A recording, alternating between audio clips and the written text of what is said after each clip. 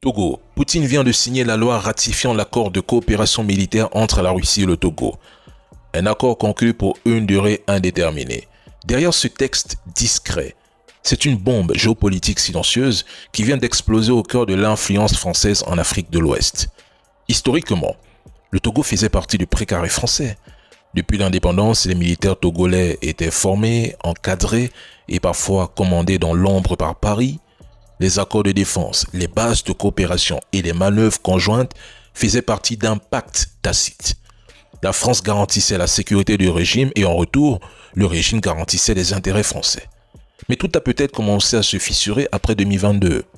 Dans un silence total, le Togo a réceptionné des hélicoptères russes Mi-35 et Mi-17. Aucune conférence de presse, aucun communiqué officiel, aucune photo, aucune explication officielle. Juste un balai d'ingénieurs et de techniciens débarquant discrètement au Togo. Cette signature de Poutine, c'est une humiliation silencieuse parce qu'elle démontre que même les régimes historiquement prudents, réputés modérés et équilibrés, n'ont plus confiance en la France.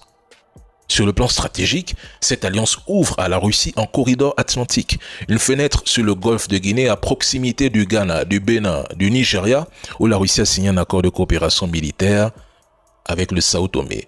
Et si Moscou installe demain une mission logistique, un centre de formation ou même une base technique, le dispositif français en Afrique de l'Ouest sera encerclé.